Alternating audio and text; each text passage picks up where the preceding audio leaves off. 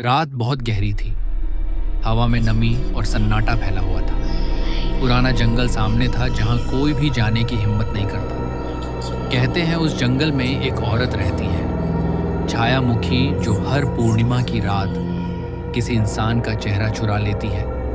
आरव, नेहा, माया और सिद्धार्थ चारों दोस्त हंसते हुए उसी जंगल की तरफ जा रहे थे। सबको लगा ये बस एक अफवाह है। नेहा बोली, अरे यार, ये सब डराने वाली बातें मत करो। माया मुस्कुराई और बोली, डर तो तभी लगेगा जब सच में कोई छाया दिख जाए। जंगल का रास्ता और अंधेरा होता जा रहा था। अचानक कार अपने आप रुक गई। आरव ने कई बार चाबी घुमाई, पर इंजन ने कोई जवाब नहीं दिया। चारों बाहर निकले और टॉर्च जलाकर आगे बढ़े। चारों ओर सन्नाटा था। हवा के साथ पेड़ों की शाखाएं अजीब सी आकृतियां बना रही थी।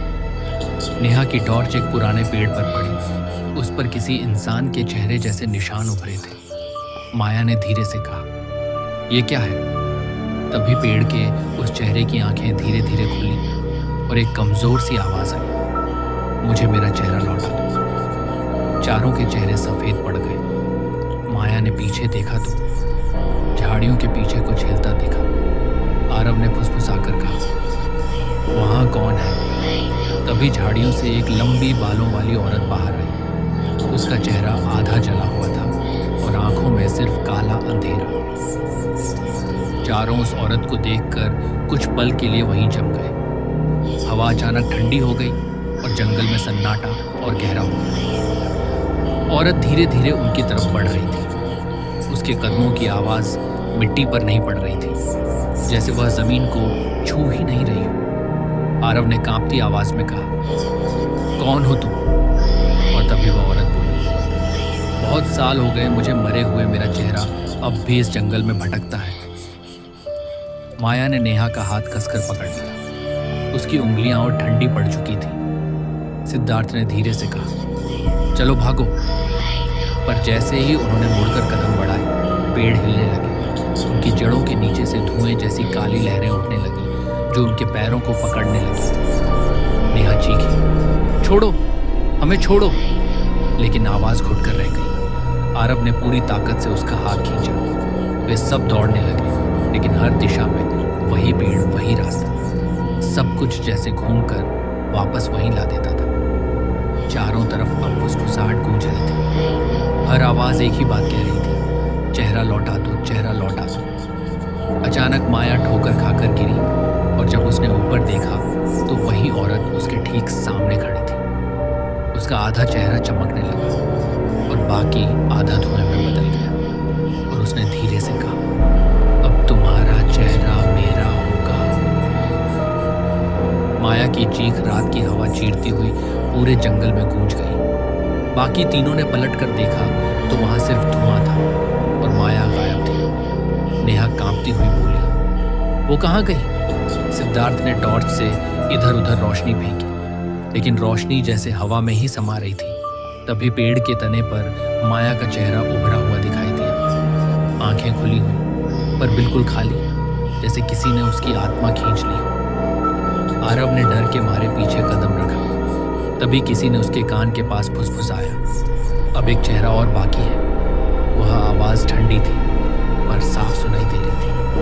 चारों तरफ से अजीब सी गंध आने लगी, कुछ सड़ा हुआ जैसा। सिद्धार्थ ने नेहा का हाथ पकड़ा और बोला, हमें यहाँ से निकलना होगा। दोनों भागने लगे, लेकिन रास्ते के पेड़ अब उनके सामने झुकने लगे। शाखाएं मानो रास्ता रोक रही थी। हवा तेज हो गई और उसके साथ कोई गाना गूंजने लगा, एक पुराने जमाने का धीमा गाना जिसकी धुन में डर छिपा था। अचानक नेहा की टॉर्च बंद हो गई। अंधेरे में उसे लगा कोई उसके बालों को धीरे से खींच रहा है। उसने पीछे देखा तो वही औरत उसके बिल्कुल करीब थी। उसका जला हुआ चेहरा अब माया के चेहरे जैसा दिख रहा था। नेहा के सामने खड़ी वो औरत अब माया की शक्ल में थी। उसकी आंखों से धुआं निकल रहा था और चेहरा आधा पिघला हुआ लग रहा था। आरव ने उसे खींचकर पीछे किया और दोनों भाग पड़े। सिद्धार्थ उनके पीछे दौड़ा, लेकिन जैसे ही उसने मुड़कर देखा, औरत फिर बदल चुकी थी। अब वह किसी बूढ़ी औरत जैसी लग रही थी। लेकिन आंखें वैसी ही काली थी। उसने अपने बाल फैलाकर सिद्धार्थ की गर्दन को लपेट लिया और उसके मुंह से एक ठंडी चीख निकली। हवा के साथ पूरा जंगल हिलने लगा। आरव और नेहा ने पीछे मुड़कर देखा तो सिद्धार्थ नहीं था, बस उसके कपड़े जमीन पर पड़े थे और पेड़ के तने पर एक और चेहरा उभर आया था। आरव ने नेहा का हाथ पकड़ा और बोला, हमें भागना होगा, लेकिन हर रास्ता अब गोल गोल घूमकर उसी जगह लाता जहां से वे भागे थे। पेड़ों के बीच से किसी के कदमों की आहट आ रही थी। धीरे धीरे वही आवाज फिर सुनाई दी, चेहरा लौटा दो, चेहरा लौटा दो। आरव ने चिल्लाकर कहा, तू कौन है, क्या चाहती है? तभी औरत की आवाज गूंजी, मेरा चेहरा जो तुम इंसानों ने छीन लिया वो वापस चाहिए। हर पूर्णिमा की रात में एक नया चेहरा लेती हूँ। नेहा ने डर के मारे आंखें बंद कर ली और जब उसने फिर खोली तो आरव गायब था।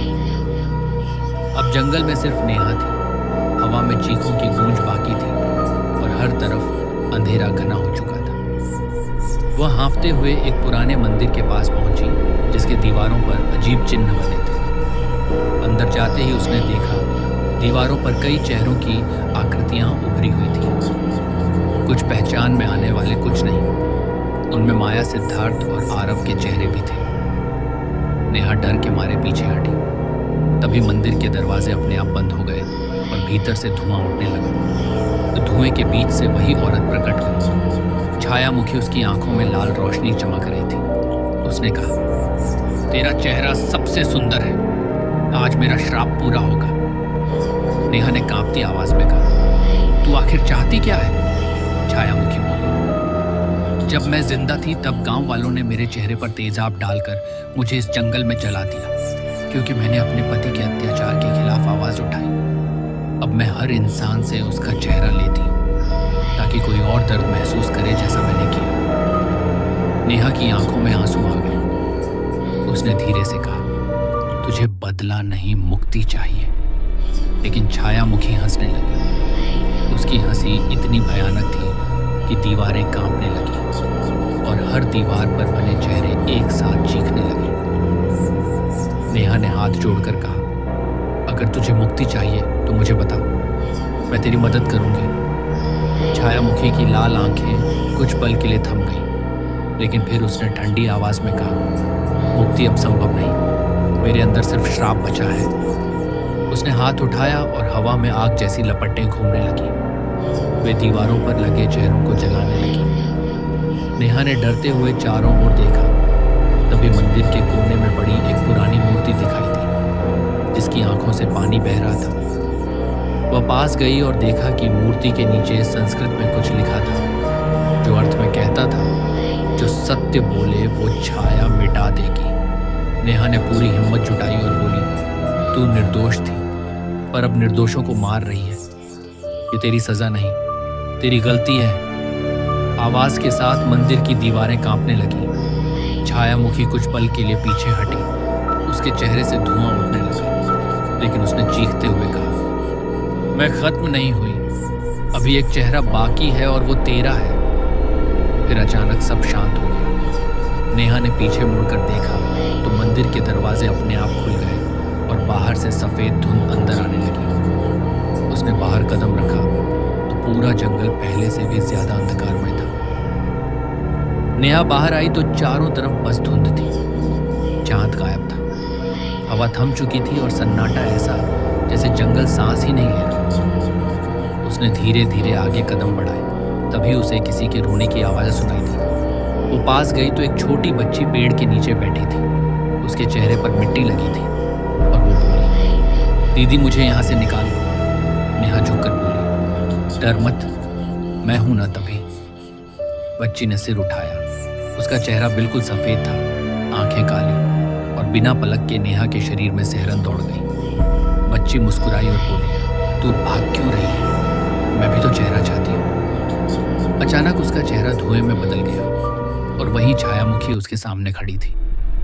इस बार उसका शरीर पूरा इंसानी दिख रहा था, लेकिन चेहरा अब भी आधा जला हुआ। नेहा ने कहा, तुझे मुक्ति नहीं चाहिए, तुझे बस चेहरों की भूख है। छायामुखी बोली, ये जंगल मेरी आत्मा है। जो भी इसमें कदम रखता है उसका चेहरा अब इसी मिट्टी का हिस्सा बन जाता है। जैसे ही उसने हाथ बढ़ाया, नेहा भागने लगी, लेकिन अब हर पेड़ से माया, सिद्धार्थ और आरव की आवाजें आने लगी। नेहा मत भाग, तुझे भी हमारे साथ रहना होगा। नेहा चीख पड़ी और मंदिर की ओर फिर से दौड़ पड़ी, पर रास्ता अब गायब था। नेहा दौड़ती रही, पर अब रास्ता नहीं था। जंगल का हर पेड़ उसके सामने दीवार बनकर खड़ा हो रहा था।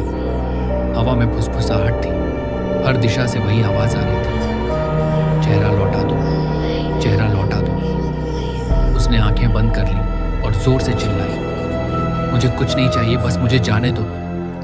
तभी जमीन कांपी और उसके नीचे से काली धुआं उठने लगा। पूरा जंगल जैसे जिंदा हो गया। पेड़ मोड़ने लगे, जड़ें हिलने लगी और उनके बीच से छायामुखी उभरी। उसका चेहरा अब पूरा इंसानी लग रहा था, माया की तरह वही मुस्कान, वही बाल, बस आंखों में अब कोई जान नहीं थी। उसने धीरे से कहा, अब मैं पूरी हो गई हूं। नेहा पीछे हटने लगी, लेकिन अचानक उसके पैरों के नीचे की मिट्टी पिघलने लगी और उसके पैर उसमें धंस गए। वह चिल्लाई, मदद कोई है क्या? लेकिन आवाज जंगल ने निकल ली। छायामुखी उसके करीब आई और बोली, अब तू भी इसी जंगल का हिस्सा बनेगी। नेहा की चीख गूंजती रही और फिर सब कुछ शांत हो गया। अगली सुबह गांव वालों ने जंगल के बाहर कार देखी, जिसमें किसी का सामान पड़ा था, लेकिन कोई नहीं मिला। उन्होंने बस देखा कि पेड़ों के बीच एक नया चेहरा उभर आया था। चेहरा नेहा का, कहते हैं उस रात के बाद से हर पूर्णिमा को उस जंगल से एक लड़की की आवाज आती है, जो कहती है, मुझे मेरा चेहरा लौटा दो,